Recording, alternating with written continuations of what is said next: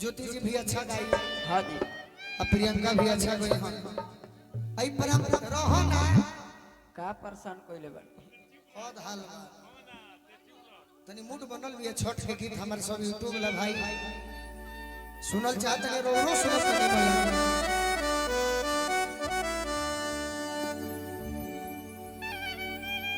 छठ के गीत तो मुहे मुहे सभे जानता। हाँ जी। आई पारंपरिक हो कि मरबो जे सुगवा धनु खोसे सुगा गिर मिलरा चाहे काचा ही बांस के बहंगी लचकत जाए। सुन केरवा के पात पर उगेले सूरज देव झाके झोंके तो ये सब पारंपरिक बात केहू जानता।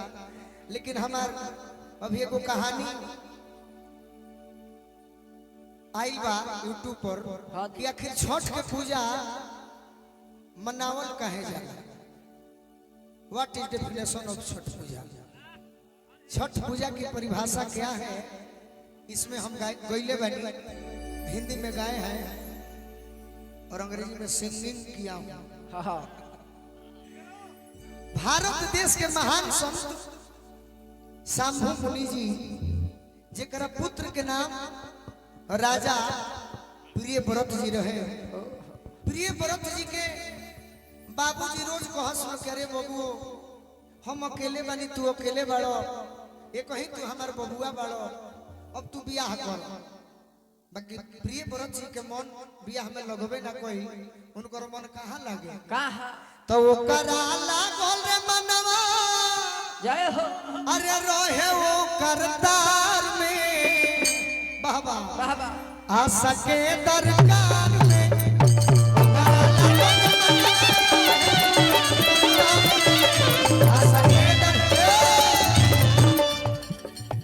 तो एक दिन कहले ब्रह्माया बबुआ लोना ब्याह रचाई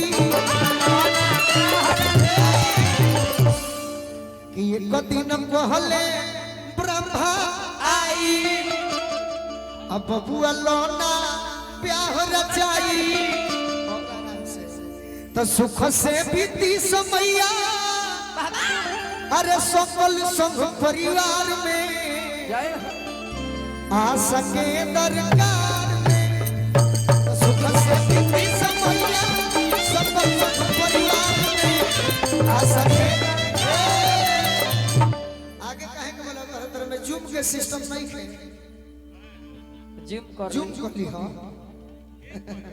जूम कर ली हो तार कैमरा महंगा हो जाता। हाँ बड़ा कके ब्रह्मा जी के बाद मान प्रियव्रत जी के बियाह भई पत्नी के नाम पड़ल मालिनी। मालिनी तो जैसे ही मालिनी घर में आईली हाँ जी। एक बरिस बियाह के बीतल हाँ तो अपना पति देव से कहली कि ये स्वामी हमरे एगो पुत्र चाहे पुत्री के इच्छा होता। राजा कहलन कि अरे पगली हम एगो बियाह के फेरा में ना रही अब बियाह हो भाई तो तोरा पुत्र कहे खातिर काहे तो रानी को तारी कि एगो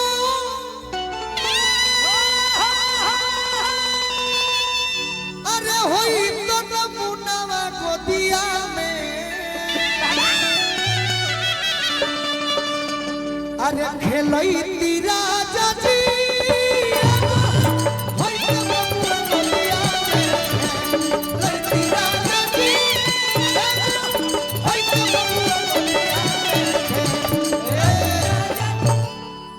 यदि हमारे बबुआ हो जाते हाँ जी तो कम से कम गांव भर के लोग बाजी तो ना नु कही ना यही से चाहता नहीं कि हमारे पुत्र होखे चाहे पुत्री होखे कि बाजिन के नाम मिटैती मिटैती अरे जियारा हम देखी के जुड़ैती कि बाजिन के नाम मिटैती मिटैती अजियारा हम देखी के जुड़ैती कि मुँह में चुमले के मुनवा के जय हो अखलई राजा जी मुँह में चुमले के मुनवा के। प्रभु के कृपा भई हाँ जी रानी के मुंह पियर भई ओहो। देहिया भारी भई पुत्र के प्राप्ति भई पुत्र के नाम पड़ल सुब्रत। सुब्रत लेकिन कहानी का भई का भई? कि केहू के लइका ना होखे बड़ी दुख होला हाँ जी आ लइका होके मर जाए तो बहुत दुख आ लइका होके लफुआ हो जाए महादुख तो लइका तो राजा के भइल लेकिन लइका मरल पैदा भइल। अब राजा रो रो के अपना बबुआ के गोदी में लेके चल दिले दफनावे खातिर कहा कहा तो लेके मरा लगा लला नवा लेके मरा लगा लला नवा राजा यस मसाना कोइले हो रा लेके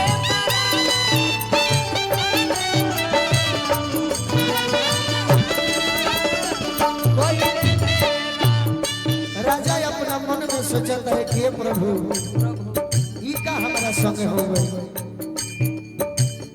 झर झर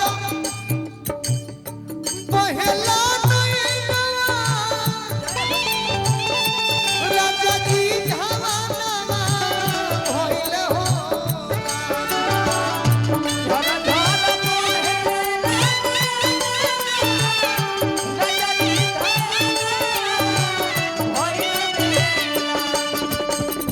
जैसे ही बबुआ के अपना राजा दफनावे के कोशिश कैले और चके में देवी दालसानवा और चके में देवी दालसानवा राजा सोचलन कि बबुआ कब दफनाई आ घरे ले जाई तले देवी प्रगट होके कहली कि हे राजा कुछ देर रुक जाओ। रुक जाओ राजा पूछलन कि तुम कौन हो कौन हो तो मेरा नाम तो देव सेना है मुझे लोग प्यार से खष्टी माता भी कहते हैं तुम्हारे पुत्र को मैं जिंदा कर दूंगी लेकिन तुम्हें कार्तिक मास में छठ का पूजा करना पड़ेगा। जय हो उहे राजा कहलन कि माई हम तैयार बानी बाकी हमरा बबुआ के जिंदा कर दो। बबुआ जी गई अब घरे घरे जाके राजा कहता रह छोटी रे मुंडी मालिन रे बिटिया भुइया लोटे हो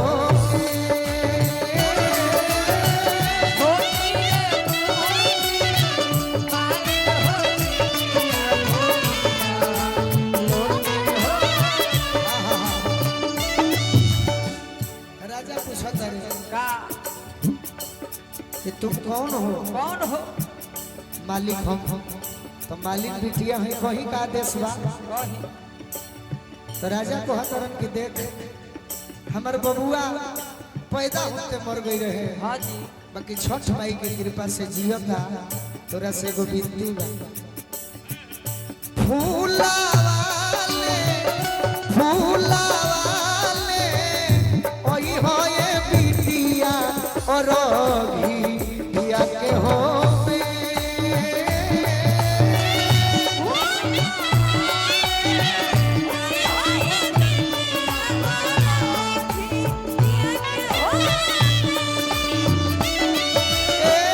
छोटी रे मोटी डोमिन रे बिटिया भुइया लोटे हो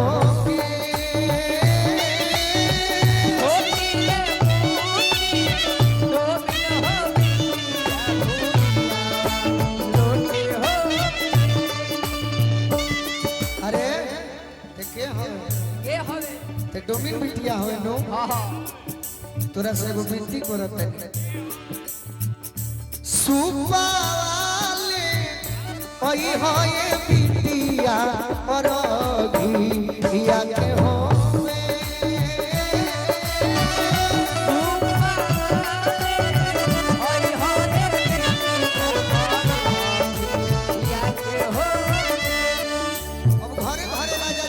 कहता रे कि तू ग्वालियर बिटिया हो नो हाँ हाँ तोरो से बिनती बा का छोटी रे मोटी ग्वालियर रे बिटिया भुइया लोटे हो के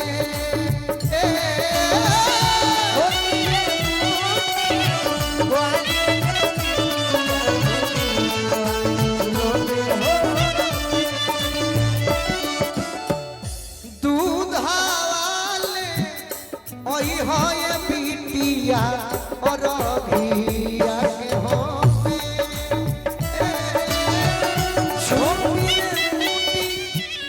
कुम्हैन रे बिटिया भुइया लोटे होके